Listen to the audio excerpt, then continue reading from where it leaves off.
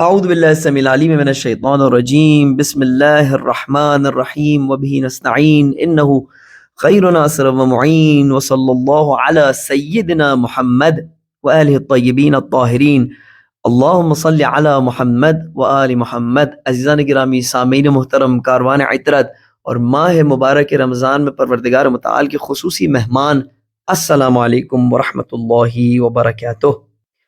عزیزان گرامی، حضور اکرم صلی اللہ علیہ وآلہ وسلم کی جانب سے میں آپ کے لیے خوشخبری لایا ہوں۔ تفصیلی طور پر یہ خوشخبری حضور اکرم صلی اللہ علیہ وآلہ وسلم کے خطبے کے نام سے مشہور ہے، جو ماہ رمضان سے پہلے انہوں نے ارشاد فرمایا تھا۔ چند جملے اس کے میں آپ کی خدمت میں پیش کرتا ہوں تاکہ آپ کو پتہ چلے کہ ہم کتنے پروردگار متعال کے وی آئی پی مہمان ہیں۔ فرماتے ہیں کہ شہر دعیتم فیہ الی ضیافت اللہ، یہ ماہ رمضان وہ مہینہ ہے کہ جس میں تم پروردگار متعال کے ہاں دعوت دیے گئے ہو، ضیافت کے لیے پروردگار متعال نے تمہیں بلایا ہے۔ ضیافت وہ ہوتی ہے جب کوئی شخص دعوت کرتا ہے، بلاتا ہے، انویٹیشن دیتا ہے، کہتا ہے آؤ میرے گھر پر آؤ، رہو، کھانا کھاؤ، اسے کہتے ہیں ضیافت۔ وجعلتم فیہ من اہل کرامت اللہ، تمہیں قرار دیا ہے پروردگار متعال نے اس مہینے میں اہل کرامت میں سے، یعنی وی آئی پیوں میں سے تمہیں قرار دیا ہے۔ کیسے؟ انفاسکم فیہ تسبیح، تم صرف اگر اس مہینے میں سانس لیتے ہو تب بھی تمہارا میزبان تم سے خوش ہے اور وہ اسے تسبیح کی صورت میں کاؤنٹ کرتا ہے۔ وَنَوْمُكُمْ فِيهَا عِبَادَةٌ، اگر تم سوتے ہو اس مہینے میں تب بھی تمہارا میزبان تم سے خوش ہے اور اس سونے کو عبادت میں شامل کرتا ہے۔ عزیزان گرامی، ضیافت کب رکھی جاتی ہے اور ضیافت میں میزبان کیا توقع رکھتا ہے؟ دیکھیں عزیزان گرامی، اگر ہمارا کسی کے ساتھ اختلاف ہو، اگر ہمارے کسی کے ساتھ ناراضگی ہو، تو اگر اس کے یہاں کوئی تقریب ہو اور وہ ہمیں بلا لے، کوئی شادی ہو، تو اکثر ہم چلے جاتے ہیں، اور جب جاتے ہیں تو اب ان ناراضگیوں کو، ان دوریوں کو سائیڈ میں رکھتے ہیں، ہاتھ ملاتے ہیں، سلام کرتے ہیں، مبارکباد دیتے ہیں، جس مناسبت سے جو جملات ہوں وہ اس کو ہم کہتے ہیں اور اس کے ساتھ کانٹیکٹ کرتے ہیں، یعنی دوبارہ ہم اس کے ساتھ اپنا رابطہ جوڑتے ہیں۔ عزیزان گرامی، یہ ایک راستہ ہے بچھڑے ہوئے کو ساتھ میں ملانے کا۔ عزیزان گرامی، ہم وہ فراری بندے ہیں پروردگار متعال کے جن کو سارا سال اللہ سبحانہ و تعالیٰ کی یاد نے نہیں جگایا، سارا سال وہ اللہ سے غافل رہے، یہاں تک کہ اب اللہ سبحانہ و تعالیٰ نے خود اپنے یہاں ایک دعوت رکھی اور اس میں بلایا اور کہا تم میرے وی آئی پی مہمان بن کے آؤ، تم میرے خصوصی مہمان بن کے آؤ۔ اب جب آ گئے ہو تو کم سے کم میرے سے گفتگو کر لو، اب جب آ گئے ہو تو اب میری طرف توجہ کرو، اب میرے ساتھ دو چار لفظ گفتگو کر لو۔ اللہ اکبر، یہ شرف ہے عزیزان گرامی، یہ ہے پروردگار متعال کی مہمان نوازی۔ ایسا نہ ہو کہ اس دعوت میں بھی ہم صاحب ضیافت پروردگار متعال سے غفلت اختیار کریں۔ نہیں عزیزان گرامی، اور اگر آپ چاہتے ہیں اللہ سبحانہ و تعالیٰ سے گفتگو کرنا، اگر آپ چاہتے ہیں کہ پچھلی پرانی دوریاں دور ہو جائیں، غفلتیں دور ہو جائیں، تو پروردگار متعال نے تو اپنا کام کر دیا، اب آپ کو بلا بھی لیا دعوت پر، آپ کی سانسیں بھی اس میں عبادت ہے، آپ کا سونا بھی اس میں عبادت ہے۔ اگر آپ ایک قرآن مجید کی آیت تلاوت کرتے ہیں تو وہ بھی پورے قرآن کا ثواب پروردگار متعال اس کے مقابلے میں آپ کو بخشتا ہے۔ اب ہم کیسے پروردگار متعال سے گفتگو کریں؟ کیا ہم اپنی باتیں پروردگار متعال سے بیان کریں؟ ٹرائی کریں عزیزان گرامی، 2 یا 3 لفظ ہم جب پروردگار متعال کی بارگاہ میں عرض کرتے ہیں، اس کے بعد ہمیں سمجھ میں نہیں آتا کہ ہم کیا کہیں، تو ہم کیا کریں؟ کس طرح اس صاحب ضیافت کے ساتھ اپنا رشتہ جوڑیں؟ بہترین تحفہ ہے، بہترین ہدیہ ہے اہل بیت علیہم السلام کا کلام۔ یہ کلام جو آپ کی خدمت میں پیش کیا جا رہا ہے، دعا ہے ابو حمزہ سمالی، بہترین دعا ہے، آسان الفاظ ہیں، وہ الفاظ ہیں جو ہمارے دل کے ہیں، اور ہمیں پتہ ہے کہ یہ ہمارے امام نے ہماری ہدایت کے لیے ان الفاظ کو ہمیں تحفے کی صورت میں پیش کیا ہے۔ ہم تھوڑا تھوڑا کر کے اس دعا کا مطالعہ کریں گے، اس میں غور و فکر کریں گے، اور اس دعا کے ذریعے، اس میں تدبر و تفکر کے ذریعے پروردگار متعال سے رشتہ جوڑنے کی کوشش کریں گے۔ یہ ہے عزیزان گرامی وہ راستہ جو ہم نے انتخاب کیا ہے۔ ہمیں اس سے بہتر کوئی راستہ نظر نہیں آیا۔ اگر آپ کے پاس اس سے بہتر کوئی سلیقہ ہے، اگر آپ کے پاس اس سے بہتر کوئی طریقہ ہے، تو ہمیں بھی بتایا تھا کہ ہم بھی اس کو اپنا لیں۔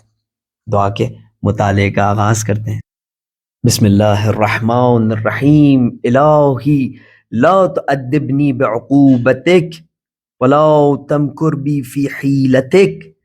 من این لی الخیر یا رب ولا یوجد الا من عندک۔ پروردگارا، تو میری تربیت میں، تو میری ہدایت میں ناراضگی اور غصے اور عذاب سے کام نہ لینا، تو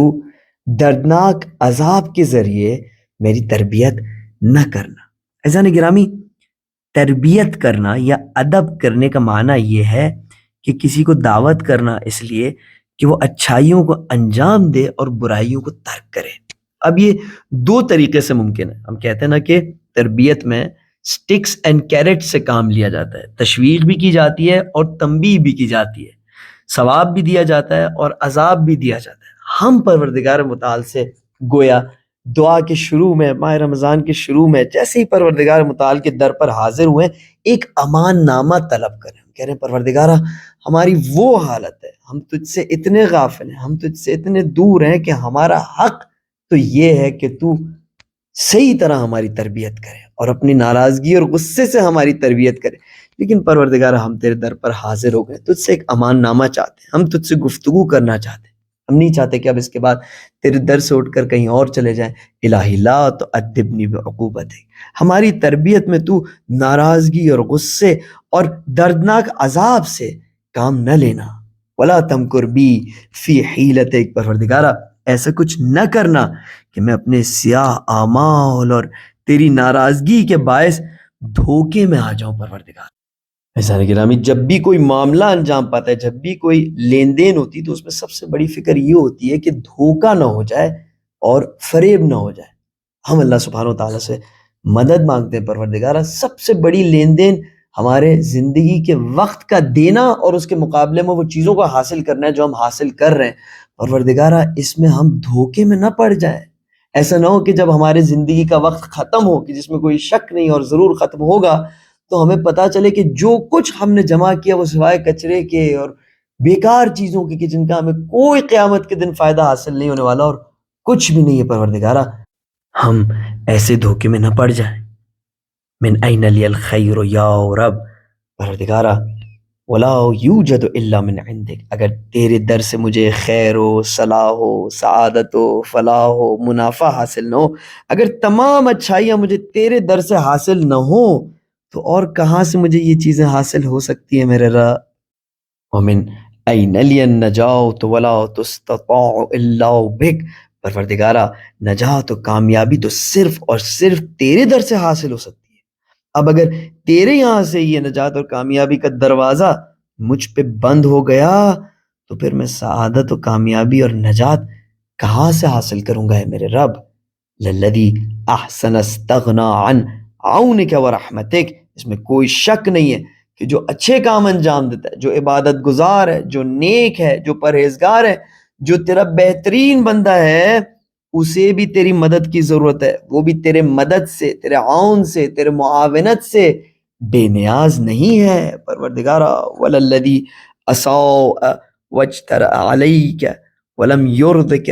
خرج عن قدرتک، نہ وہ کہ جس نے تیرا عصیان کیا ہے، تیرے سامنے جرأت کی ہے اور تجھے راضی کرنے کی کوشش نہیں کی ہے، وہ بھی تیرے قدرت سے خارج نہیں ہے۔ اب ایسا لگتا ہے کہ جیسے پروردگار متعال سے تھوڑی بہت گفتگو ہو گئی، دل کو چین آ گیا، وہ اجنبیت جو شروع میں تھی، جو کافی عرصے کے بعد پروردگار متعال سے گفتگو کا آغاز کیا تھا، وہ دوریاں جو تھیں وہ کچھ حد تک کم ہوئیں، تو پروردگار متعال کے بارگاہ میں سر رکھ کر کہتے ہیں یا رب، یا رب، یا رب، اے میرے رب، اے میرے مالک، اے میرے پروردگار، اے مجھے بنانے والے، اے کہ جس نے مجھے خلق کیا، یا رب۔ کہتے ہیں دعا کے اس حصے میں ایک سانس لے کر جتنی دفعہ اس سانس سے یا رب کہہ سکتے ہیں تو یا رب کہیں، یہاں تک کہ سانس ختم ہو جائے۔ اس کے بعد پروردگار متعال کی بارگاہ میں عرض کرتے ہیں بکا عرفتک وانت دللتنی علیک ودعوتنی الیک، پروردگارہ میں نے تیرے ہی ذریعے تجھے پہچانا، تو ہی ہے جس نے میری اپنی جانب ہدایت کی، تو ہی ہے کہ جس نے مجھے اپنی جانب دعوت دی۔ مجھے کہاں اتنا شعور تھا کہ میں تیرے در پر اٹھ کے آؤں؟ اگر میں اپنی وجہ سے تیرے در پر آنے والا ہوتا تو میں کب کا تیرے در پر آ چکا ہوتا۔ سارا سال، ساری زندگی تجھ سے غفلت کیوں کرتا؟ آج تو نے مجھے اپنے در پہ بلایا تو میں تیرے در پر حاضر ہو گیا۔ ولولا انت لم ادر ما انت، اور اگر تیری یہ ہدایتیں نہیں ہوتی، اگر تو مجھے اپنے در پہ بلاتا نہیں تو میں ہرگز تجھے پہچان نہیں سکتا، لیکن تو نے بار بار مختلف طریقوں سے اپنی پہچان اور اپنی محبت اس آشوب سے بھرے ہوئے دنیا میں میرے دل میں ڈالی، کبھی کوئی محبت دے کر، کبھی کوئی مصیبت دے کر، کبھی کسی قسم کا امتحان لے کر، کبھی کس قسم کا امتحان لے کر، بہرحال کسی نہ کسی طرح میں نے تجھے ایک حد تک پہچان لیا، اور مجھے اتنا سمجھ میں آ گیا کہ تیرے سوا میرا اور کوئی بھی نہیں ہے۔ الحمدللہ الذی، اب جملات پہ عزیزان گرامی غور کریں، الحمدللہ الذی ادعوہ فیجیبنی، حمد اس پروردگار کی کہ جسے جب میں پکارتا ہوں تو وہ مجھے جواب دیتا ہے، میری پکار کو سنتا ہے۔ وَإِن كُنتُ بَطِيئًا حِينَ يَدْعُونِي، اگرچہ کہ جب وہ مجھے اپنی طرف بلاتا ہے، جب وہ اپنی کاموں کی وجہ سے